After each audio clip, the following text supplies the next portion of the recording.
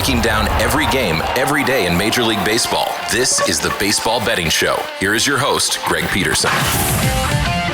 Hey, warm up from the low. Welcome to lovely Las Vegas for the Baseball Betting Show with myself, Greg Peterson, now part of the VSiN family of podcasts. We've got an excellent podcast for you as we're going to be joined in segment number 2 by one of our good friends, Justin Perri. He does such great work over at Shock Value Bets. We're going to be chatting with him about what we've all been seeing this baseball season, why he's banking on some teams that have been a little bit grody for some positivity, and then we're going to be taking a look in general at some of the teams that he is feeling a little bit more bullish/bearish on in the final segment. Going to get you guys picks and analysis on every game on the betting board for this Baseball Monday as we touch them all. If you do have a question, comment, segment idea, what have you for this podcast, you do have one of two ways we offer those in. First one is my Twitter/X timeline at gunit_81. Keep in mind, Larry ZM, name does not matter, so as per usual, please do send these into the timeline. And the other way is find an Apple Podcast review. If you rate this podcast 5 stars, it is very much appreciated. From there, you're able to fire in whatever you'd like to hear on this podcast via that 5-star review. While I did not get in any Twitter/X questions today, everything is powered by Edge Boost. Edge Boost is making sure that bettors are able to access the funds that they so rightly deserve to have access to anytime, anywhere, 24/7, 365. And when you go to edgeboost.bet, utilize that promo code of Greg, G-R-E-G. That'll get you a dollar for dollar match on your first deposit up to $25. Now let's take a look back at everything that we saw in baseball on Sunday. Try to find some trends and try to get to know these teams a little bit better. Games from yesterday is Greg buzzing about. Here is the rowdy recap. The Colorado Rockies were able to get a win over the Milwaukee Brewers. This by a count of 4-3, so yay verily for a team that has lost 65 games thus far this season. As for the Rockies, they were down 2-0 in this game going into the 8th inning, so they did have to claw their way back. For the Brewers, you got a really good start here from Chad Patrick, 5 scoreless innings, 8 punch-outs. From there, Nick Mears, Jared Koenig, both on a scoreless inning, but Abner Uribe gives up a run in an inning. Trevor McGill, 2 runs, one of which was earned as he was in there for the 10th inning. He allows that over the course of his 2 innings, and he did give up a home run. Orlando Arcia, the former Brewer, Arcia with his 2nd home run of the campaign, and then Grant Anderson, unearned run given up in the 11th inning. For the Brewers, their main offense was a pair of solo bombs. Christian Yelich, 16th home run of the campaign off of Germán Marquez, and Sal Frelick, 5th home run of the campaign, also off of Germán Marquez, who gives up 2 runs in 5 2/3 innings. Jake Bird, 4 outside the bullpen, scoreless. Juan Mejia and Seth Halverson lend a scoreless inning. Victor Vodnik, unearned run given up in the 10th inning, but Tyler Kinley, scoreless 11th inning for the Colorado Rockies. Be able to get that to the window. Also being able to get to the window, the St. Louis Cardinals, 7-0. They're able to take down the Cleveland Guardians. As for the Guardians, it's been a little bit less than savory for them as they're now below 500. As for Cleveland, you had Logan Allen give up 3 runs over the course of 6 innings, including a bomb to Nolan Gorman, 7th home run of the season, and Victor Scott, 4th home run of the campaign off of Hunter Gaddis. He's really starting to regress. 3 runs allowed over the course of his inning of work. Tim Aaron, pair of outs out of the bullpen, he allows a run. Matthew Festa, he had a fiesta, giving you an out of the bullpen, scoreless. And Manuel Clase, scoreless inning, but for St. Louis, Matthew Liberatore, he shut him down. 5 walks in his 6 innings, but no runs allowed. Jojo Romero, Riley O'Brien, along John King, they were kings of giving you a scoreless inning. The Yankees had scored 4 runs or fewer in 14 out of their last 17 games. They busted out on Sunday. 12-5, they pound the Athletics. Luis Severino against his former team shelled. 7 runs, 6 of which were earned, giving up a pair of bombs as you had Aaron Judge go deep twice, 29th and 30th home runs of the campaign. His 2nd home run came off of Tyler Ferguson, who he allows that home run at 2 runs in total in 1 1/3 innings. And you also had going deep off of our good friend in Luis Severino, Jazz Chisholm, 13th home run of the campaign. Hogan Harris was not Hogan's hero. He gave up a home run to Cody Bellinger, 11th home run of the campaign. He had in his inning of work, Harris, 3 runs allowed in his inning of work. You did have Michael Kelly give you a scoreless inning, and Elvis Alvarado was able to give you a scoreless inning. And you did have a home run off the bat of Willie McIver for the Athletics, his 2nd home run of the campaign. That comes off of Marcus Stroman, who he goes 5 innings, he allows that solo home run, so he looks solid. JT Brubaker gave up 4 runs in a 1/3 of an inning, but Tim Hill, Ian Hamilton, Luke Weaver all lend a scoreless inning, and Jonathan Loaiza was able to give you a pair of outs out of the bullpen, scoreless. For Ranger Suarez, he continues to be dominant for the Phillies. He has now given up 10 runs, 9 of which have been earned in his last 10 starts, 2-1.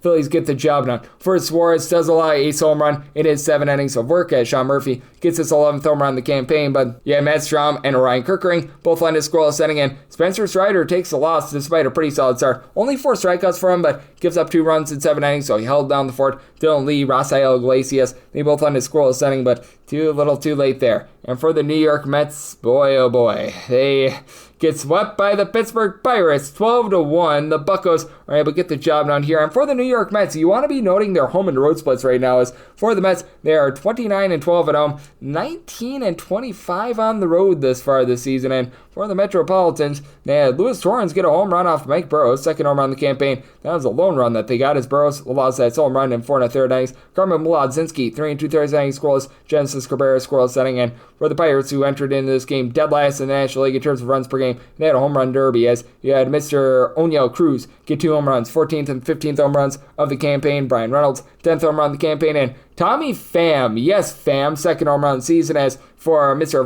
Frankie Montas, gives up 6 runs in 4 innings, including a pair of bombs. Richard Lovelady, I think that he wants to be called Dickie Lovelady. He gives up 2 runs over the course of his 2 innings. He allowed a home run. Daniel Nunez gives up 2 runs in an inning, including a bomb. And Travis Jankowski, position player, he gave up 2 runs in his inning of work as well. You know, the Tampa Bay Rays get worked by the Orioles, this by a count of 5-1. As for Tampa Bay, just not a lot doing at the plate. Dean Kramer continues to be really good at home. 7 scoreless innings out of him. Keegan Aiken, a scoreless inning, and Felix Bautista does allow a home run in his inning of work to Brandon Lau, who gets allowed for his 18th home run of the campaign. But what else was allowed was Taj Joncol, Milton Bradley, giving up 5 runs in 5 1/3 innings. From there, Eric Orze, 5 outs of the bullpen scoreless. Kevin Kelly, he was able to end a scoreless inning as well. But for the Orioles, they go 4 of 12 men in scoring position, and they're able to take that series 3-2. And the Blue Jays are able to take down the Boston Red Sox. This by a count of 5-3. As for Walker Buehler, it just continues to be a rough season for him. 4 runs allowed in 4 innings, including a pair of bombs. Flagler Jr., 12th home run of the season. Edison Barger is 9th. From there, Zach Kelly gives up a run in an inning.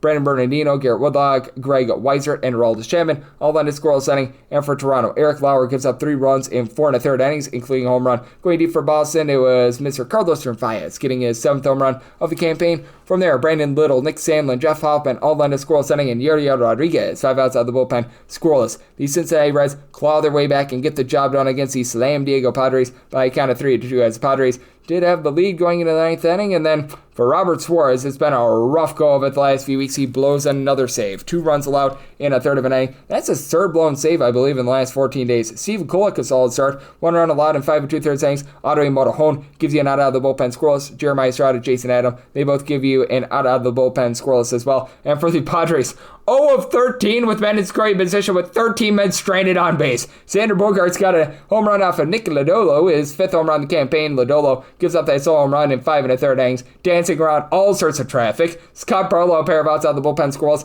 Ryan Richardson gives up a run in a third of an inning, but Taylor Rogers, Emilio Pagan, both on a scoreless inning, and Tony Santillan, pair of outs out of the bullpen scoreless as well. I had a lot of scoreless innings from this team as the Houston Astros, they shut it down against the Chicago Cubs. This by a count of 2-0. For the Cubs, absolutely nothing doing, and James Taillon didn't last a ton of length, but he gives up 2 runs in 4 2/3 innings, allows a home run to Jose Altuve, 13th home run of the campaign. Ryan Brazier, 4 outs out of the bullpen scoreless. Ryan Presley, Brad Keller, but they both on the scoreless inning, but for the Cubs, 1 of 9 with men in scoring position. Framber Valdez continues to be tremendous. 6 scoreless innings with 6 punch-outs. Brian Ray, 2 scoreless innings. Josh Hader was able to end a scoreless inning. The Giants just continue to be in a little bit of a funk. 1-5 in their last 6 games, and they fall to the Chicago White Sox by a count of 5-2. Justin Verlander, good start here. He allows 1 run in 6 innings, and a team that ranks number 1 in terms of bullpen ERA blew it. Eric Miller, pair of outs out of the bullpen, allows 2 runs. Ryan Walker, 1 out of the bullpen, allows 2 runs. You did have a scoreless inning out of Carson Seymour in his MLB debut, but for the Giants, not a lot doing at the plate as well. 11 men stranded on base. Jonathan Cannon only lasts 3 innings, giving up 1 run, walk 3. Jordan Leisure walks 3. He gives up a run in an inning, but you had from there Brandon Iser, Tyler Gilbert, both on his scoreless inning, and Dan Altavilla, Mike Vasil. They combined for 3 scoreless innings. This game lasted 12 innings, so you got a rare over out there in Texas. For Texas, now 12 overs to 31 unders in their home games thus far this season. The Seattle Mariners get the job done 6-4, as this was a game that entered into extra innings, tied by a count of 1-1. So if you had the under in this game, man, I feel for you. So Luis Castillo gives up a 1 run in 6 innings. Casey Lugumina, 2 scoreless innings. Edward Bazardo, 8 scoreless innings. Carlos Vargas does give up a home run, 2 runs allowed, 1 of which was earned to Corey Seager in the 10th inning, 10th home run of the campaign. And then from there, Trent Thornton in the 11th and 12th innings allows one unearned run for the Mariners. They do leave 15 men on base, but Mitch Garver in the 12th inning is able to go deep. Home run number 4 of the campaign, as that comes off of Cole Winn. Winn gives up 2 runs, one of which was earned in his 2 innings of work in extras. Luke Jackson gives up 2 runs, one of which was earned. He entered into extras with 5 outs out of the bullpen from him. Jacob Latz, 7 outs out of the bullpen scoreless, and Jack Leiter, relatively solid start, gives up 1 run over the course of 6 innings. The Kansas City Royals, they play another under, 52 unders, 32 overs, and a push. They fall to the LA Dodgers by a count of 5-1. Lou Trevino, as the opener, gives up a run in an inning, but Justin Robelski out of the bullpen. 6 scoreless. Kirby Yates, Jack Dreyer, they both under scoreless inning, and pair of bombs for Los Angeles. Will Smith gets jiggy with a 10th home run of the campaign. Kike Hernandez, 8th home run of the season. That comes off of Chris with K. Bubich, who didn't land a great start, but not a bad one. 2 runs allowed in 5 innings. From there, Steven Cruz gives up the other bomb. 2 runs allowed in his inning of work. Anel Zerpa gives up a run in an inning, and then Taylor Clark and Sammy Long both lend a scoreless inning, and I am having to do this before the show cashing out on VSiN, the Sports Betting Network, so this is just being recorded as the game is wrapping up. Tigers are up 3-0 and just got the job done over the Minnesota Twins. Tariq Skubal continues to be amazing. 7 scoreless innings out of him. He struck out 8 of the first 9 batters, 13 punch-outs in total. Tommy Kahnle, Will Vest from there, both lend a scoreless inning. As for the Tigers, they get the job done with a pair of bombs. Riley Green, 19th home run of the season off of Chris Paddock,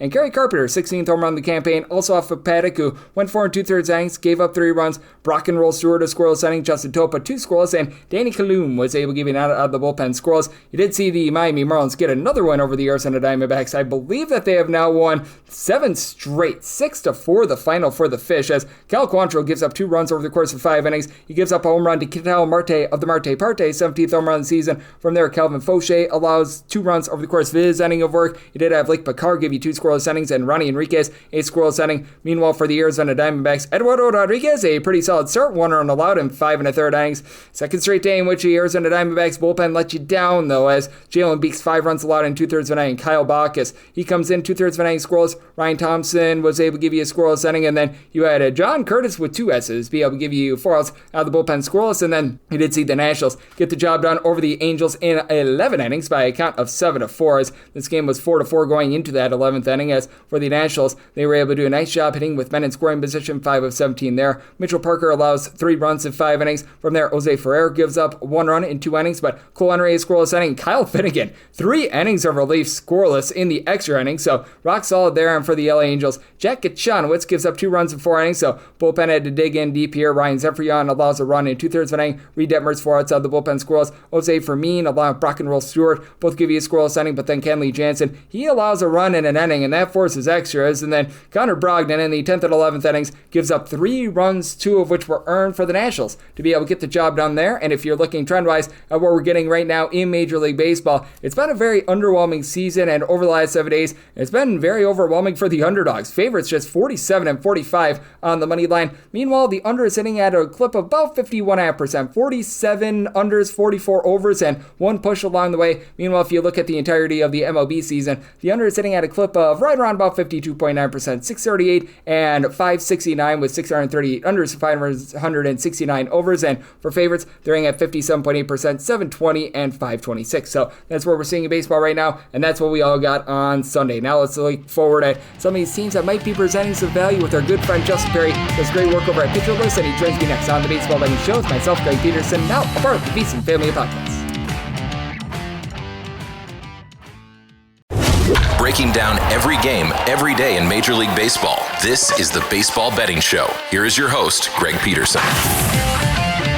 And we're back here in lovely Las Vegas for the Baseball Betting Show with myself, Greg Peterson, now part of the VSiN Family Podcast. Always great to be joined by this man as we've got Justin Perri aboard. He does such a tremendous job taking a look at so many things over at Chalk Quality Bets on the basketball side of things, on the baseball side of things, Pitcher List. He is an ace when it comes to evaluating pretty much all sports. You're able to follow him on Twitter/X at Justin Perri. Last name spelled Perri, the number 8 all together. And Justin, it's always a pleasure. Thank you. Greg, always a good time to join the show. I love, like you said, I do a little bit of everything. It's always a blast. We have a little bit of fun with it as much as we can and try to win some bets along the way. Always trying to incorporate as much high level data and, trying to make it I think, as palatable as possible while also still digging into the stuff that actually can give you an edge. Yep, absolutely. And just what have you been taking a look at this baseball season? Because I think that it's fair to say we have seen some massive outliers with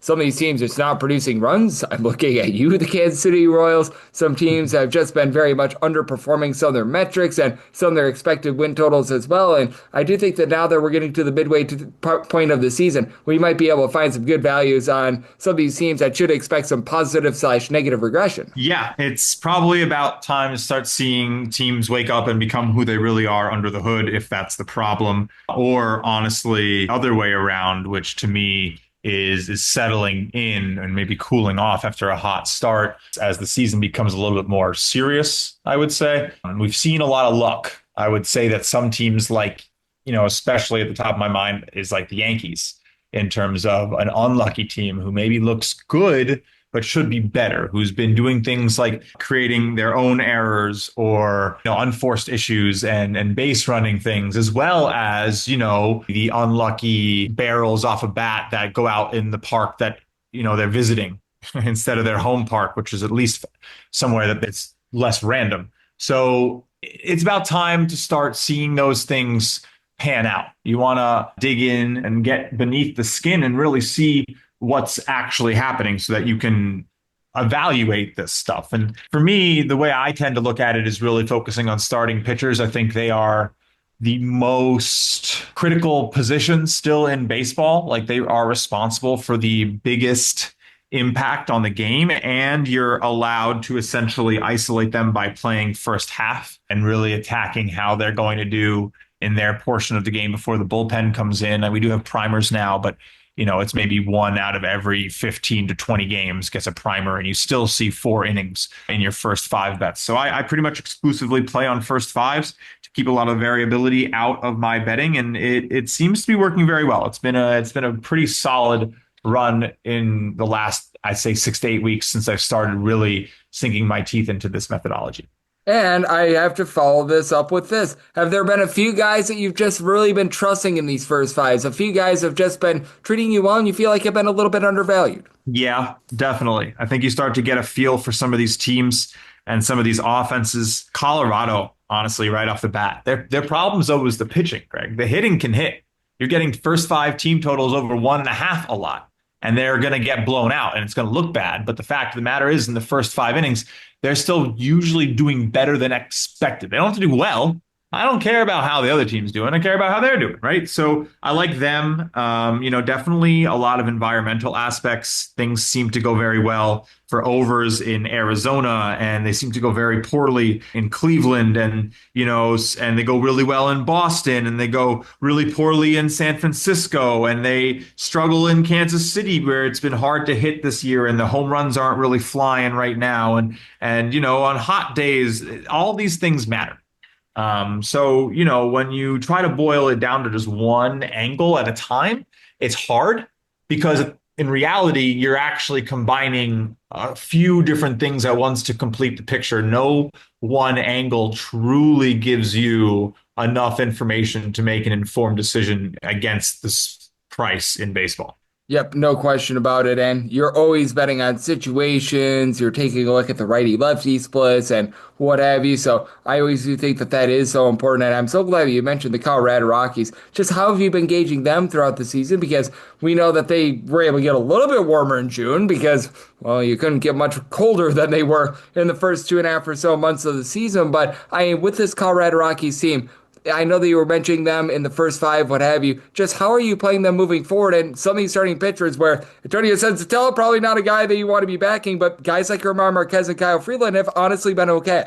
Yeah, I think you just got to keep it as unbiased as possible. You want to hit the bad pitchers. You want to go against Sensatella and just trust that he's probably going to give up runs more times than not. But at the other side of the ball game, I mean, the beautiful thing about betting is you get to isolate out whatever you want. If you don't want to care about how poorly priced the pitching is, essentially, and that you're never going to get anything better than like plus 200 when that guy's taking the mound, that's fine. There's a reason for it. But there's still also in an totally isolated vein, reason to think that this team with, some guys that I'm actually pretty interested in these days. Freeman, the new guy who bats at the top, I think he's like 26 years old, really coming into his own. On base percentage over like 400 this season, just continuously gets on base. And they follow it up with guys like Beck, McMahon. Goodman isn't in the lineup every single day as the catcher, but like when he's still a good power bat. Interesting team. I think you want to be aggressive on them. I think generally in all betting, I think if anyone ever asked me, what's the one thing you could tell someone that would make them a profitable bettor? I would tell them to bet on the most disgusting things that no one else wants to bet on ever, right? Like go into the storm. Take the Rockies, take the plus 300 dogs, take the things that no one wants to bet that are the market's moving in on. And it's getting harder and harder to feel like, oh, I'm going to go and, the Dallas Wings are down 20 to the Fever in the first quarter. I'm going to go take the plus 16. Guess what? They lost by 11. It was a great bet. The minute they got into that second half, it never looked at 15 again. They tied it. You just need to grit your teeth and take those ugly bets, the ones you want to. Honestly, sometimes it's catching the falling knife. It really is in betting. And because the actuality is that's not what you're doing. It might feel like you're about to catch a falling knife. You're going against the Rockies. They just gave up 5 runs in the fourth and they're down 7-0 and you're going to go take plus 6.5. Yeah, that's probably a good bet. They're going to get theirs. They have a decent offense, and that offense that just scored 7 or has all those runs probably puts in their worst bullpen rather than trying to keep for a save. They're playing the Rockies. There's so much going on here that I think you can be smart in so many ways if you're meticulous. Yep, I think so as well. And I think that is so well said by you, Justin. Just being able to find a way to be able to get money down on things that might look a little bit gross, but you're getting great odds on it. Obviously, you're betting numbers and not teams in this case, as Justin Perri, who does such great work over at Pitcher List, along with Shot Quality Bets, joining me right here on the Baseball Betting Show. And obviously, the Colorado Rockies are about as grotesque as it gets, but is there maybe a little bit of a less grotesque team and or a less grotesque picture that might be yielding a little bit of value? A team that, maybe they're on the cusp of the playoff chase and you feel like they might be able to rise up a little bit more. I mean, I got a nice plus 200 on the Athletics today that you're not going to hear about that. But Nationals offense is a lot of fun. I mean, they're an interesting team to talk about. Playoff cusp is a little bit more difficult. I think the Braves, honestly, are the team sitting below 500 that feels as though they're going to go and get it done, get those wins in. Acuna's back. He's still one of the best players in baseball, if not a top 5 player in baseball. So I wouldn't be shocked to see them go and get aggressive with it. We'll see how that goes. But that's a solid team. Rays are interesting in the AL East. The American League is very weak and very open. So anyone who wants to really step up there, I think it can be done. Twins always seem to fade out and can't keep Pablo Lopez healthy. Orioles are a mess. Mariners and Rangers and Astros, who knows out there? Even the Angels. I mean, the Angels are 40-41. As we record this podcast, they're a very interesting team. Rangers are 40-42, Mariners 42-39. Like, this division is fascinating. I do actually really like the Angels. If Christian Moore continues to come into his own and you start having this like long-term look at Neto and Moore at the middle infield, and you're surrounding him with Shanuel, who has slugging, and Trout, who still has some juice in the tank, Ohapi, like these are not terrible names. And it's a testament to how bad the American League is right now, that they are near 500. But they could very easily sneak into a AL wild card scenario. There's plenty of teams that are not going to come close. So we'll see. I think currently right now they are the 8th team. So they're a game and a half back, 2 games back from the 6th wild card spot here today on June 28th, along the Guardians and the next team out. So that'll be interesting. Rangers, Red Sox. This cuspy area for this team. It's the entire American League at this point. It's gross. Yeah, I mean, the fact that the Rays I like the Rays a lot, I'll tell you the truth. But, to me, it very much feels like it's the New York Yankees league to lose. Tigers, a lot to like about the team. Juancio Perez, one of the guys I've been talking about a lot, coming into his own. Same with like Mangum and for the Rays and Aranda and and both the Lowies, and it's an interesting league, but the Yankees still are missing a major arm right now in Luis Gil, the AL Rookie of the Year reigning. Actually, I think he won the award. He's on the mend. That's been a big problem for the Yankees. I think you can very realistically think that they should have probably gotten to 50 or 51 wins with some of the bad luck that they've had. There's a really good Twitter account that I follow that does some, expected win stuff. He does data for, I think, the Chicago MLS team, Fire, I think it is.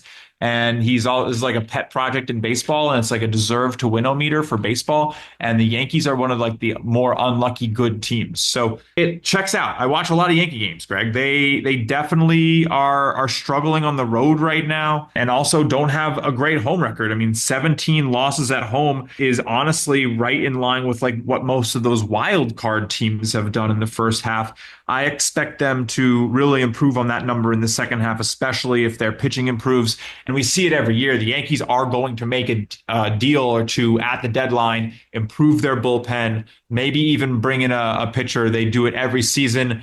They fully feel like it's going to be them versus Detroit in the ALCS this season. I think that's correct. So they're going to be planning for it. I don't really give a lot of credence to the Guardians. I like the Angels over the Guardians to make the playoffs right now, which is crazy to say out loud. I've been pretty disappointed with Stephen Kwan's bat. I thought he had a really good chance to start putting some speed and pop into that attack angle, and he had a quick flash of it last season, but the power is not there. He's great for on-base percentage, but they're struggling to bring him home enough. And it's after J-Ram and Kwan, it's a little tough right now for the Guardians. So it's going to be interesting. It's going to be interesting. They're down what? They're scoring today for sure. It's just interesting. I mean, guys like Manzardo, Santana, it's so many hit or miss names in this lineup. Schneemann hasn't done anything. I just feel like the offense for Cleveland always is leaving something to be desired. So I'm not really in on them very much at all. Oh, I am right there with you. It's something I've been talking about on this podcast all season long. The bottom of that Cleveland Guardians lineup. I mean, let's just find guys that can hit above the Mendoza line of 200, please. So, yeah, that has been rough to say the least. As Justin Perri does such great work over at Pitcher List, is joining me right here on the Baseball Betting Show. And I'm glad that you mentioned the Washington Nationals towards the beginning part of that, because how do you take a look at some of these teams with demonstrative home and road splits? Because with the Nationals, I've noticed that they just haven't given you a good effort at home. Their home numbers have been rough, but on the road, to your point, they've been really good on offense. Yeah, it's interesting with that team. I'm not really sure what the underlying reasons are for a tough home record and then performing on the road as like a sub 500 team. It doesn't really make too much sense, right? And sitting here right now, I think they're 16-24 and 18-24. So a little bit better on the road. It's just consistently, I think, struggling, honestly, with the defensive side of the ball. So allowing a lot of runs. The OPS against for the season is 25th in the majors, batting average against 26th. They're allowing just a lot of hits, just a lot of hits. They do score a lot of runs in answer, and it comes from the long ball. And I think, obviously James Wood has been a revelation this season, 22 home runs, Nathaniel Lowe, 13, Abrams, 11. But after that, when you get into the rotation, it's really just Mackenzie Gore and Jake Urban, Mitchell Parker. These are not options that you can really... Trevor Williams. Right. It's tough. It's really tough. Williams, 5.65 ERA right now, and he's going out there every 5 days.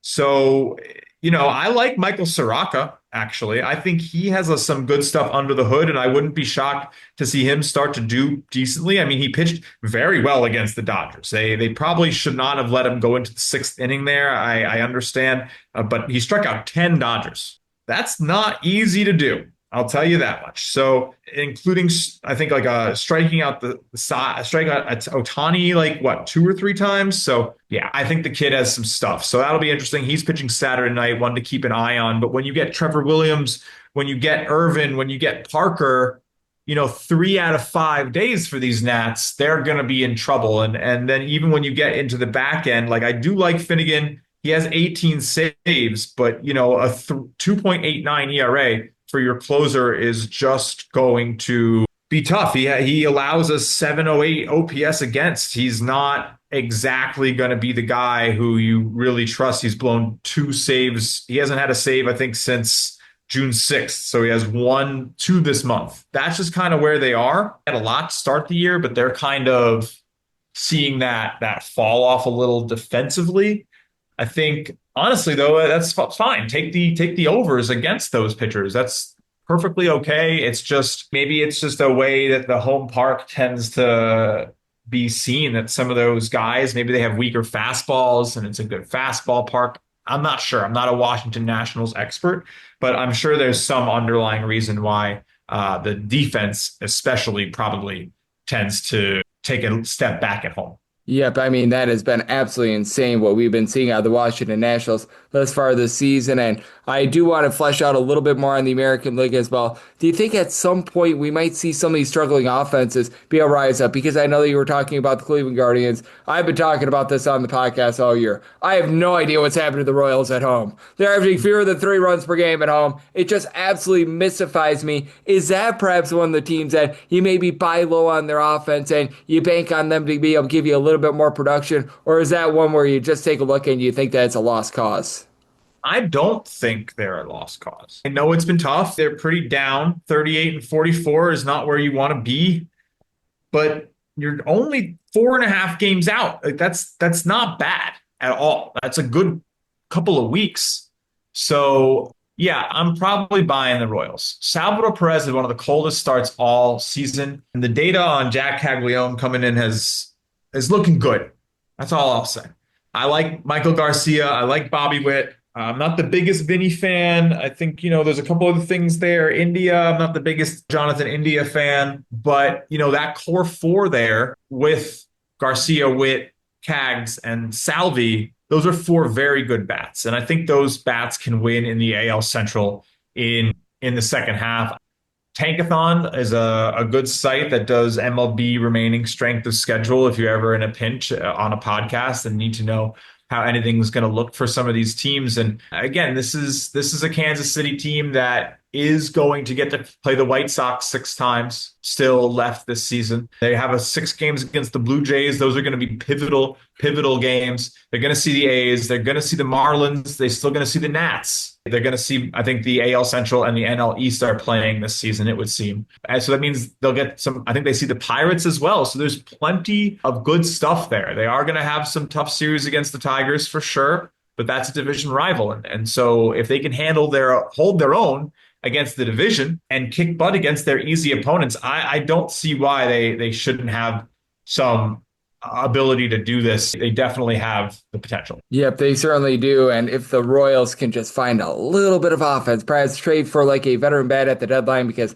guys they brought in like Hunter Renfroe, Kevon Biggio just did not pan out this year. That'd be big for them. Just like it's always big to get great guests on the podcast, just like you, Justin. You do an amazing job gauging the great game of baseball. Obviously doing amazing work on the basketball side of things as well. Love to give people at home know what's on tap for you and how people can follow along on social media and other platforms. You can give me a good old follow on the X machine, Twitter, whatever you call it these days.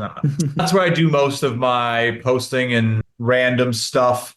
So that's always an immediate spot. I have been tweeting out my MLB videos every day. I post a sheet and do all this good stuff with that and get all my bets from it. And we play a very high volume approach that is already looking like a very fun, wishy-washy 5-5 start today here on Saturday. But it's a lot of fun. I do also host a couple shows of Shot Quality Bets. We have a new basketball talk show coming out every Tuesday night starting this week with Shot Quality. So make sure you're looking for that 9:15 p.m. on YouTube and Twitter at Shot Quality Bets. So that'll be a fun one. We're just going to talk basketball at a high level, stats, transfers, rosters, championships, draft. I think I said drafts, but it's going to be good. It's going to be some good stuff. So I always appreciate you giving me a chance to talk about it, Greg, and flex some fun data on baseball as well. Oh, no doubt about it. Justin does a tremendous job taking a look at the game of baseball, all things basketball, you name it. He does it every single time he joins me. Lends such great insight. So big thanks to Justin for joining me right here on the Baseball Betting Show, now part of the VSiN Family Podcast.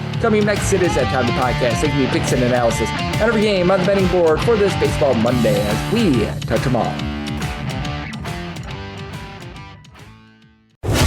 breaking down every game, every day in Major League Baseball. This is the Baseball Betting Show. Here is your host, Greg Peterson. And we're back here in lovely Las Vegas for the Baseball Betting Show with myself, Greg Peterson, now part of the VSiN Family Podcast. Always great to be joined by Justin Perri. He does such great work over at Shock Quality Bets. Every single time he joins me, lends such great insights. Did so once again today. So a big thanks to Justin for joining me in the last segment. Now it is that time of the podcast. I give you picks and analysis on every game on the betting board for this Baseball Monday as we touch them all. If a game is listed on the betting board, Greg has a side and a total on it, so it is time to touch them all. Do note that as per usual, any changes that are made to these plays will be listed up on my Twitter/X feed at gunit_81, and we're going to be going in Las Vegas rotation order. This is where we go with the National League games first, then the American League games, and the Interleague games. Those are going to be at the bottom. That'll keep things all nice and clean and easy. So let's get things started with 9:51, 9:52 on the card. It is the Slam Diego Padres on the road against the Philadelphia Phillies. Zach Whelan and Dylan Wheeler's on the bump for the Phils. Matt Waldron makes his season debut for the Padres, and the Padres do find themselves as sizable underdogs. Right now, the lone opener that I'm seeing is at FanDuel, plus 176 on them, minus 210 on the Phillies. Phillies run line is at a minus 108, and the total is 9, over and under both at minus 110, and I'd be willing to go up to a minus 108 with the Phillies run line. That's, as a matter of fact, exactly where I said it. Zach Whelan and Dylan Wheeler has been living up to his name. He has been wheeling and dealing all season long. The strikeout numbers are supreme. He's been able to give you 11.5 strikeouts at 2.3 walks per 9 innings, 245 ERA, more of a 268 fielding independent, but since coming off the paternity list, congratulations to him. He has allowed 2 earned runs, 4 runs in total over his last 4 starts, just completely dominant on this side. The lone loss that they took is because he got 0 runs of support, and that is a little bit of the roll the dice that you're rolling with the Philadelphia Phillies. With having Bryce Harper on the fold, it's been a little bit more muted on the offensive side. Thanks, Kyle Schwarber has still been magnificent. He's giving you 24 home runs, 385 on base, and so if guys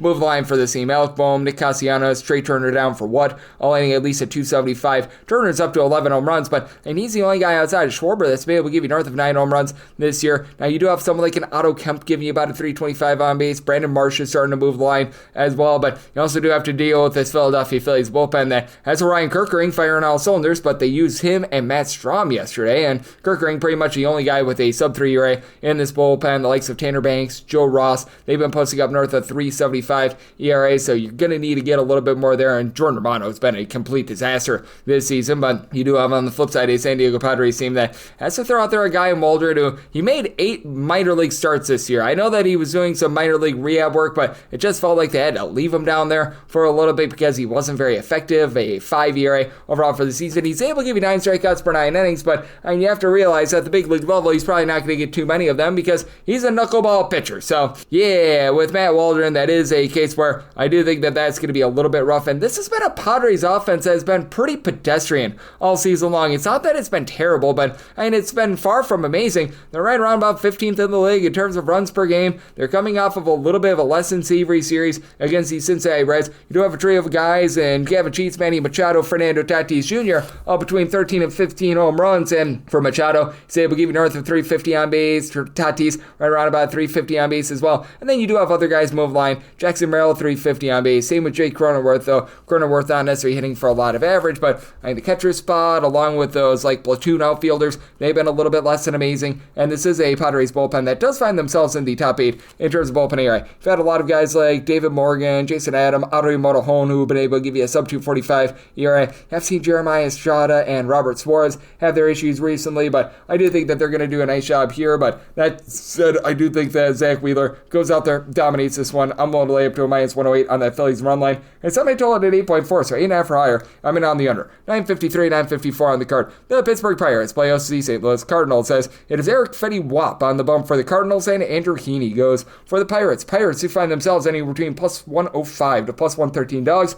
Minus 120 to minus 125 is that number on the cards. 8.5 is a total. Over is between minus 110 to a minus 120, and the under is between even and minus 110. And for the Pirates, I did make them an underdog here of plus 136. So willing to lay up to a minus 130 135 on the St. Louis Cardinals. For the Cardinals, Eric Fetty Wap has not necessarily gotten a ton of strikeouts, only about 6 strikeouts per 9 innings. What I find to be interesting about Fetty is that he had some pretty demonstrative home and road splits where he struggled on the road last season. He's been quite a bit better when he has been on the road this far this season, as he's posting up 3 ERA, giving him 0.7 home runs per 9 innings. And while you do have a Pittsburgh Pirates team that has been dead last in the National League in terms of runs per game this season, they were able to rise up over the weekend against the New York Mets. I still think that they're going to fall back to earth, though. They had the nice 12 spot yesterday, but for the Pittsburgh Pirates, the big thing for the team is that you just still have a lack of power. Only 3 guys on the roster have north of 4 home runs this year. Brian Reynolds is up to 10 home runs, and Oneil Cruz went deep yesterday. He's up to 15 bombs. Andrew McCutchen, 342 on base. He's been solid as well, but I mean, even for Cruz, he's not doing a great job moving the line, getting on bases. He, Henry Davis, Jared Trollo, Alexander Canario, these guys are all hitting at 225 or lower. You just need a little bit more there. Now, they've been dealing with the injury to Adam Frazier throughout much of the season. Getting him back in the fold has been relatively okay for them, and you've got Isaiah Canero-Falefo does an okay job of moving the line, but still a very pedestrian Pittsburgh Pirates lineup, and it is a St. Louis Cardinals bullpen that can be a little bit hit or miss. Ryan Helsley has had his difficulties thus far this season, 5 blown saves, but feels like he's starting to get back on track. Riley O'Brien was the guy that got used yesterday, but he, Jojo Romero, Phil Matone have all been able to give you a sub-3 ERA, and for St. Louis, even though this is a bunch that does rank in the top 10 with regards to runs per game, not necessarily a lot of power with regards to this team either, as they're currently outside the top 22 in terms of home runs on a per at-bat basis. Been able to get a little bit more power out of Wilson Contreras. Contreras has been able to supply the team with 11 home runs, and Nolan Arenado's giving you 10 home runs as well, but I mean, these are just not the numbers that you expect from these guys. Contreras is up to about a 340 on base, and Nolan Arenado, he's been giving you about a 250 average, but you still expect a little bit more there. That said, you've had Brandon Donovan, Alec Burleson north of 285, Nolan Gorman not hitting for a lot of average, but was able to give you a home run yesterday as well. Mason Wynn is doing an okay job of being able to move the line as well. And for Andrew Heaney, it has been all sorts of rough from 14 runs allowed over his last 2 starts, but another guy that's been much better with regards to his home and road splits as well. 295 ERA for Andrew Heaney at home. He's allowing 1.1 home runs per 9 innings, and this has been a bullpen that has been able to rise up. David Bennar is no longer pooping the Bennar. He's been able to now give you a sub-3 ERA. You've been able to get some relatively good production out of the former Dodgers and Dennis Santana, along Caleb Ferguson. They're both giving you a sub-3 ERA. Heck, even someone like a Chase Shogurt has been able to give you some good innings as well. So, very interesting circumstance here. Do think that the Cardinals find a way to be able to go out there, get the job done. I said I told it at 8.1, so I like the under, and I'm willing to lay up to a minus 135 with that Cardinals money line. 955, 956 on the betting board. It is the San Francisco Giants, and they're facing off against the Arizona Diamondbacks. Logan Webb is on the bum for the Giants, and you've got Mr. Ryan Nelson on the bum for the Diamondbacks. Right now, I'm seeing an initial opener at FanDuel with the Giants at a minus 156, plus 132 on the D-backs. The total is 8 over his minus 115, under his minus 105, and right now that run line price I'm seeing is at a plus 112. If we could get up to a plus 114, I'd be willing to dive in there. I did set the Giants at a minus 148 on the money line. I'll be honest here, the juice at FanDuel typically is not the world's greatest, so when it's all said and done, I should be able to land on the Giants in some form or capacity, whether that be money line or run line. Now, I will say, for Logan Webb, always has had very demonstrative home and road splits. For Logan Webb throughout his career, 0.4 home runs allowed per 9 innings, hovering right around about a 268 ERA at home. That's more of a 406 ERA on the road, still only giving up about 0.75, 0.8 home runs per 9 innings when away from home, but certainly it does rise up a little bit, but he has been great everywhere this year. 10 strikeouts, 1.9 walks per 9 innings, allowing just a half home run per 9 innings, 252 ERA, 225 fielding independent. He does get tasked with taking on an Arizona Diamondbacks team that is in the top 4 with regards to runs per game, but as we know with Arizona currently, they're dealing with Corbin Carroll being out due to an injury, and Eugenio Suarez, he still has been rock solid. He's been able to give you 25 home runs, now hitting for average as well. He's been able to about at 225, so that's been pretty rock solid, and you got Ketel Marte of the Marte Parte, who's giving you a home run every about 12 or so at bats at this point. I mean, the guys give you 400 on base. He's been great, and plenty of guys that can move the line for the team. Geraldo Perdoma's hitting at 260 when you got Gabriel Moreno out there. He's been able to do a solid job as well, but for the Diamondbacks, you also have a bullpen that's been not great to say the least. They're currently in the bottom 6 in the big leagues in terms of bullpen ERA. We got the likes of Ryan Thompson, Juan Murillo. They're now having mix and match guys like Taylor Scott and company posting up north of 4 ERA. Jalen Beeks, Shelby Miller have really been the lone 2 guys that have been able to hold down the fort. Additionally, Gabriel Moreno now on the injured list for the Diamondbacks as well, so that hurts them at the catcher spot. You're looking to Jose Herrera along James McCann to be able to hold down the fort for them, and then On the flip side, for the San Francisco Giants, it has been a lineup that has been a little bit hit or miss this season. Jung-Ho Lee has been fading downward a little bit with regards to his overall average, but you've got Eloy Ramos, who's been able to give you 13 bombs. He's providing about a 355 on base. Willie Adames, completely useless this season. 9 home runs, hitting at 209. That's not what you paid for, but you do have a guy, Mike Yastrzemski, who's been able to give you about a 340 on base. You do have these guys towards the bottom of the fold like Patrick Bailey and company that you need a bit more from, and Matt Chapman has been dealing with a bit of an injury. He's currently on the injury list, so that's been a bit of an issue, but Casey Schmidt has been solid in the meantime. 360 on base, 4 home runs and less than 100 at-bats, and for the San Francisco Giants, numero uno with regards to bullpen ERA. So many guys are able to go out there, give you a sub-255 ERA. You've got that out of Tyler Rogers, Randy Rodriguez, Eric Miller, and then Camilo Doval more around a 270 ERA. He's been having that rise up a little bit, but Spencer Vivens is able to be a good long guy. And for Ryan Nelson, he hasn't been bad for the Arizona Diamondbacks. I wouldn't necessarily say that he's been amazing. He's not some sort of a strikeout artist or anything like that. He's been only giving you about 7.5 strikeouts per 9 innings, up to 3 walks per 9, but keeps the ball in the yard, giving up less than 1 home run per 9 innings, 371 ERA, 385 field independent, and in his last 3 starts, he's given up a combined 2 earned runs. So, interesting circumstance here. Do think that the Giants get to Nelson and that bullpen, so I did sell my total at 8.6, so at an 8, I like the over, and with the Giants, willing to go up to a minus 148 on that money line. If I could get plus 115 or better, looking at that run line. 957, 958 on the card. It is the New York Yankees on the road against the Toronto Blue Jays. One, Carlos Rodon is on the bump for the Yankees. Right now, it's all to be determined who's going to be on the bump for the Toronto Blue Jays, so this is a game that is presently off the board, and when I was checking the early projections, it was looking like we were going to get Mad Max Fury Road. Max Scherzer going for the Blue Jays, and right now I am seeing a few initial openers that are coming up for this game. You have to be figuring that this is for Max Scherzer, as for the Blue Jays, plus 132 at home, minus 156 on the Yankees, and then a total of 8 over at minus 120, and the under at even. And I did set my sell at 8.3, and for the Yankees, I could only set that at a minus 137. So, I mean, if we could get up to like a plus 135 or higher on the Blue Jays, I would be willing to stab there.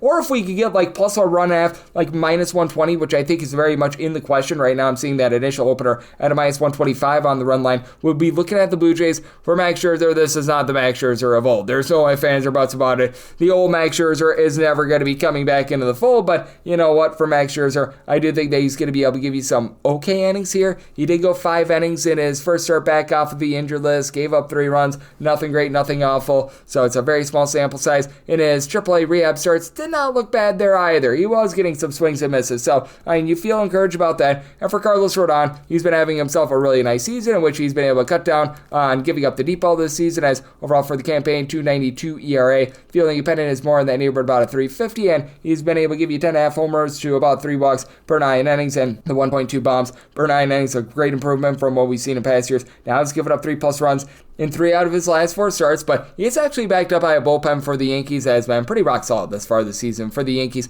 entering into Sunday, they were ranked number 7 in the big leagues in terms of bullpen ERA. You've got the likes of Luke Weaver, along with Yuri De Los Santos, throwing their Jonathan Loaizaga, give you a sub 350 ERA. Tim Hill has been pretty solid in the bullpen. Devin Williams has not been, though he's been a little bit better recently, so we'll give a little bit of credit where it is due. But for the New York Yankees, they were able to finally find their swagger on offense on Sunday, being able to bust out for double figures against the Oakland A's. I think that is very rock solid. It's actually the Sacramento A's.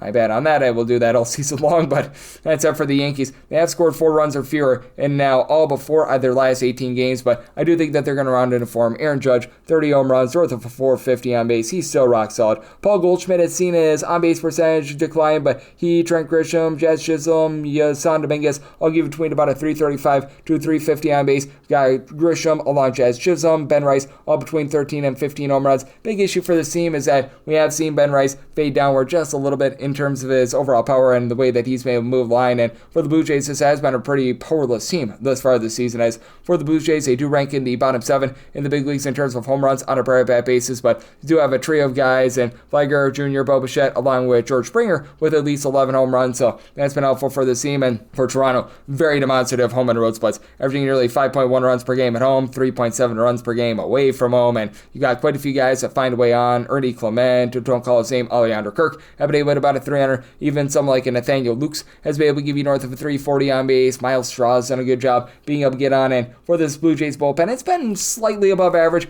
in terms of the big leagues. They did a nice job holding it down against the Boston Red Sox yesterday. The long guys have been pretty solid as they've now been able to turn Eric Lauer into a rock-solid starter, so that helps them out. But you've got the likes of Uriel Rodriguez, Nick Sandlin, both being able to give you a sub-3.25 ERA. Braden Fisher, Brandon Little, they're both below a 2.25 with regards to their ERA as well. So I think that this is a pretty interesting circumstance. We can find the Blue Jays at a plus 137 or better. We'll be looking at them on the money line, and did somebody sold at 8.3. So right now we're seeing a heavily juiced 8. Personally, I would rather have an 8.5 under versus an 8 over, but if all we get is an 8, we'll be looking at that over. 959, 960 on the card. The Tampa Bay Rays play host to the Athletics as Jacob Lopez is on the bump for the Athletics, and Drew Rasmussen is on the bump for the Rays. The Rays are anywhere between minus 175 to minus 190 favorites, and between plus 158 to plus 162 is that number on the Athletics, and the 8.5 total has juice of minus 110 on both sides. And I did set the Rays on the money line at a minus 226, so I'm going to be willing to dive in on the run line. Right now, that initial FanDuel opener I'm seeing as a plus 108, I was willing to go up to a minus 117. While Lopez has been really good with his swing and miss stuff, 11.5 strikeouts per 9 innings, and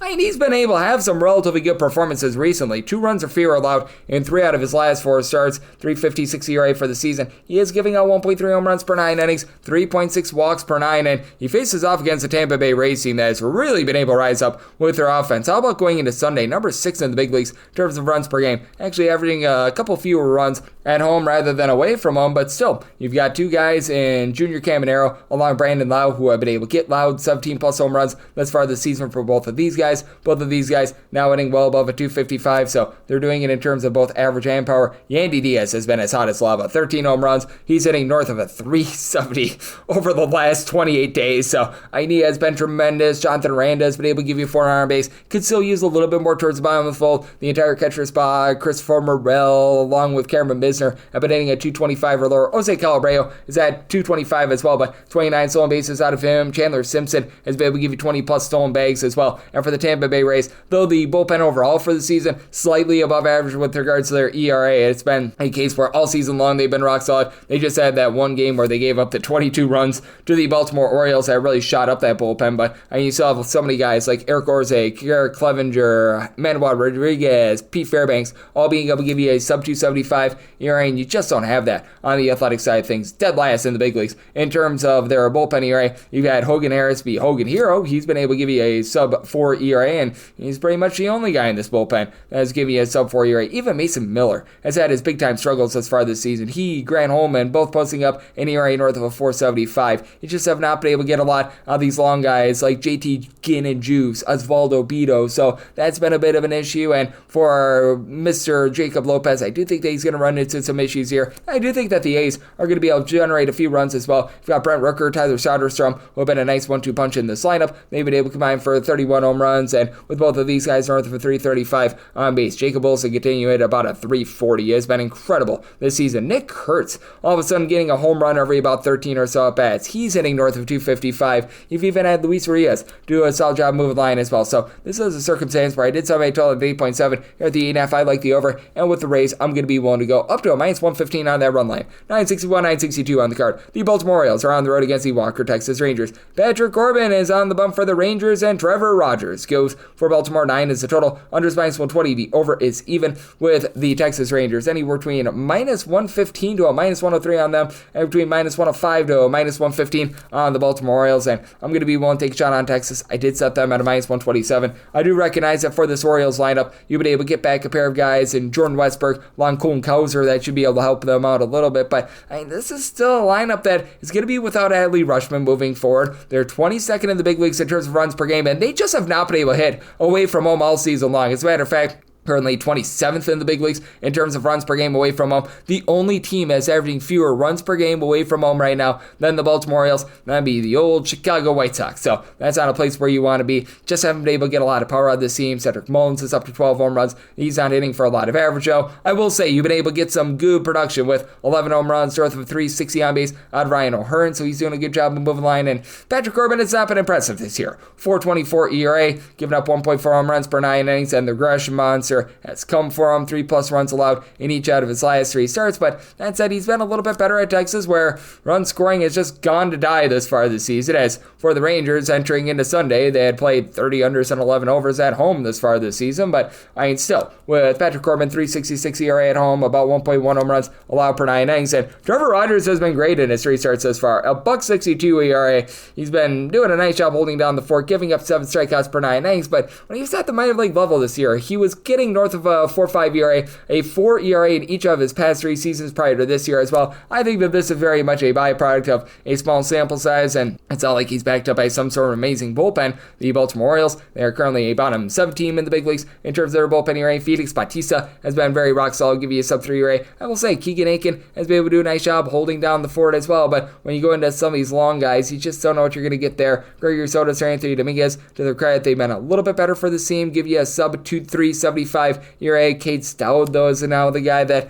they're looking to for some innings. Andrew Kittredge, since coming off the injury list, rocking about a 5 ERA. Scott Blewett has been living up to his name, and then for the Texas Rangers, this has been a top 10 team with regards to their bullpen ERA. You've had a lot of guys step up, be able to give you a sub-3.5 ERA. Robert Garcia has been very rock solid, along with Hobie Milner, throwing there as well. Chris Martin, these have been guys that have been very reliable. Sean Armstrong, even up to about a 3.1 ERA. But this is a Texas Rangers lineup that is currently in the bottom 5 of the big leagues in terms of runs per game. And I do think that's going to get a little bit better for them. Corey Seager had a home run in back-to-back games in the previous series against the Seattle Mariners, so he's starting to rise up, but he's since coming off the injury list, hitting right around 200, so that's been a little bit of an issue. And then Marcus Semien, Adolis Garcia, the currently injured Jock Peterson, Jake Berger, all hitting at 235 or lower. That's been an issue. Wyatt Langford has given you 13 home runs, but he's not like he's moving the line either. Josh Smith has made it about a 280, so it's a very interesting circumstance. Not really a believer in either of these starters, but really not a believer in either of these lineups either. I set my total at 8.7, so here at the 9, I'm going to be looking at the under, and with Rangers, set them at a minus 127, so I like them on the money line. 963, 964 on the card. The Seattle Mariners play host to the Kansas City Royals. Michael Wacha is on the bump for the Royals, and if he has a bad start, it's a dying Pac-Man voice. Michael Wacha, Wacha, Wacha, Wacha, Wacha. He goes for them, and George Kirby is on the bump for Seattle, and Seattle is finding themselves as a relatively mid-sized favorite. You're going to be getting them between minus 153 to a minus 165, plus 140 to plus 145. That number on Kansas City, 7.5 is the total. The under is minus 125, and the over is even money. And if you're looking to lay a run line with the Seattle Mariners, currently find that at a plus 146. I was willing to go plus 132, so I do like that Seattle Mariners run line. George Kirby had a rough first few starts of the season, and I mean, even at the AAA level, when he was making his minor league rehab starts, he was looking very much less than tremendous there, but it does feel like Kirby has been able to find his form. You always know that the command is going to be relatively rock solid throughout his career. He's been giving up less than 2 walks per 9 innings, and I do think that for George Kirby, he's going to be able to go out there against a Royals team that's currently right there at the bottom of the league in terms of runs per game, go out there and dominate. For the Kansas City Royals, averaging 3.3 runs per game. That does go up to about 3.8 runs per game away from home, but still George Kirby should be able to have a field day here, as he has now allowed 2 earned runs for fewer than 4 of his last 5 starts. Lone exception was when he was pitching in Wrigley Field when it was a very hot day with the wind blowing out, so that is completely forgivable. But overall for the season, the George Kirby 5.40 ERA, very, very misleading. He's once again doing a great job with his command. He's up to about 9 strikeouts per 9 innings, and I think that he goes out there against a Royals team where you've got Vinny Pasquantino, Bobby Witt Jr., both give you 10 plus home runs this season. Both of these guys have been able to hit north of 260, but still dominate them. Salvador Perez has had a miserably bad start to the season as well. For Mr. Perez, he's been hitting for less than a 285 with regards to his on-base single-digit amount of homers. You just need to get a little bit more there. Now, Miguel Garcia has been able to hit above a 300, so he's been able to give you a bit of something, and then you've got something like a Freddie Fermin at the bottom of the lineup hitting at 265. Drew Waters has been able to about a 250, but no power whatsoever. And Jack Caglione, it's clear that the jump up to the big leagues is really taking a lot out of him. And then for this Kansas City Royals bullpen, it has been one that has been pretty rock solid. Top 8 in the big leagues in terms of ERA. John Schreiber's give you about a 3.6 ERA. Steve Cruz, Daniel Lynch, sub-3 ERAs out of both of them. And then Lucas Ursuch, Carlos Aceves. Really nice 8th and 9th inning 1-2 punch. Meanwhile, if you take a look at Michael Wacha, he's been able to do a solid job of just being able to keep things out in front of him. He's been able to induce a lot of soft contact. Not a guy that's going to be wiping you out with his strikeout stuff or anything like that, but I mean, that's never really been the game of Michael Wacha this season. We have seen that go down to about 7.2 strikeouts per 9 innings, but only about 2.3 walks per 9, 3.33 ERA, fielding dependent, more around about a 3.60, coming off of a few less than savory starts, 3+ runs allowed in 3 out of his last 4 starts, but I do think think that he's going to be able to go on the road, give you a relatively good performance in a ballpark in Seattle that is as pitcher-friendly as it gets. When you take a look at the metrics, you do have Waka giving up closer to about 1.1 home runs per 9 innings away from home, and you do have big dumper Cal Raleigh just absolutely putting a hurting on the ball right now, as he's been able to supply 32 home runs, and right now he is on pace for a American League record for most home runs in a season. You're starting to get quite a bit of production of Julio Rodriguez, along with as well Orde Polanco. Both of these guys hitting about a 255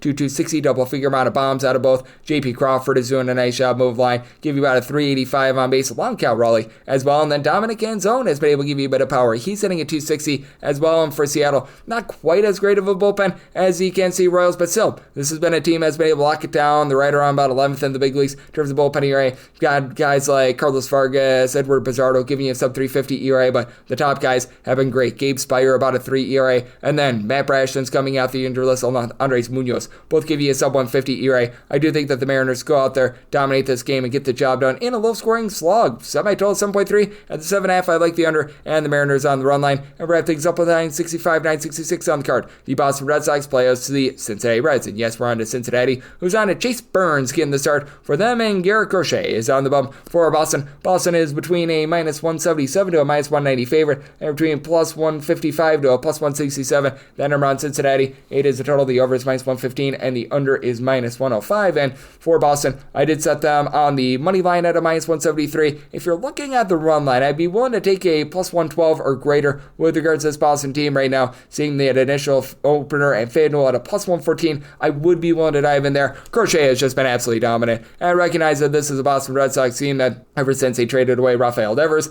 the offense has went down the toilet bowl a little bit, averaging in this time span less than 3.6 runs per contest. You still do have Weiler Abreu, though, whiling out. He's been able to give you 14 plus home runs. Jaron Duran needs to pick it up a little bit more. Not a ton of power, hitting about a 265, but some of these like platoon players, Rob Revsteiner, has been able to north of 275. Abraham Toro has been moving the line for you as well. And for Garrett Crochet, getting back to him, he has been very tremendous for this team. 206 ERA, 254 field independent, 11 strikeouts per 9 innings, giving up less than 0.8 home runs per 9, 0 or 1 runs allowed in 4 out of his last 5 starts. Just absolutely rocking and rolling right now. And then on the flip side, you got a guy in Chase Burns who I really believe has some upside. Gave up a few runs in his MLB debut against the New York Yankees, but showed off that great strikeout stuff. 8 strikeouts in 5 innings, gave up 3 runs against one of the better offenses in all of baseball, albeit one that was struggling a little bit, but still one of the better offenses in all of baseball. He is backed up by a bullpen that's right around about league average. You do have Graham Ashcraft currently on the injured list. He's one of the main long relievers for the Cincinnati Reds, but these guys like Tony Santillan, recognize he gives up a lot of homers, which I don't like, but Emilio Pagan, Lyon Richardson, guys like this have been able to give you a sub 350 ERA. And for the Reds, this has been a team that has been in the upper half of the big leagues in terms of runs per game. Would like to see a little bit more power out of this lineup, though. Ellie De La Cruz has been tremendous, 16 plus bombs, 355 on base, north of 20 stolen bases, but outside that, Matt McClain, 9 home runs, but it's hitting about a 206. You do have guys that are able to get on base, and Austin Hayes coming back. He's been hitting a 290. When he was out there, he was giving you good power towards the beginning part of the season. That's big. Gavin Lux about a 360 on base. TJ Friedel, 8 home runs, 375 on base. So they're starting to round into form, and even Jose Trevino at the catcher spot has been pretty rock solid, but I also do like this Boston Red Sox bullpen. It has been in the top 10 in the big leagues in terms of their ERA, even with Garrett Woodlock being a little bit touch and go, going up to north of a 350 ERA, but you've got a lot of guys that have been able to give you that sub 4 ERA, have been able to give you good innings like Greg Weiser. Obviously, Roldis Chapman has been an A-list wonder at the closer spot, a sub 2 ERA, giving you north of 11.5 strikeouts per 9 innings, but additionally, Justin Wilson has been able to give you a sub 3 ERA. Justin Slayton has been solid as well, so I do think that for the Boston Red Sox, they should be able to do a solid job getting to Burns and into that bullpen. I did set my total at 8.4. I think that Burns is going to be great one day, but I do think that it's going to take him a little bit of time, and pitching out there at Fenway Field for his first road start, I think might be a little bit intimidating. So do like that run line of Boston and the over, and that'll wrap things up for the Monday edition of the Baseball Betting Show, now part of the VSiN Family Podcast. Big thanks to Justin Perri, who does such great work over at Chalk Wally Bets, along with Pitcher List. He joined me in the last segment. If you do like hearing from this fine podcast, Baseball Betting Show, you're able to subscribe wherever your podcasts, Apple Podcasts, Google Play, Spotify, Stitcher, and TuneIn. If you have a question, comment, segment idea, what have you for this podcast, you do have one of 2 ways we offer those in. First one is my Twitter/X timeline at gunit_81. Keep in mind, letters M, naming does not matter, so per usual, please just send these into the timeline, and the other way is find an Apple Podcast review. If you rate this podcast 5 stars, it is very much appreciated. From there, you're able to fire in whatever you'd like to hear on this podcast podcast via that 5-star review, and I'm coming at you guys every single day throughout the baseball season, which means I'm going to be back with you once again tomorrow. Thank you.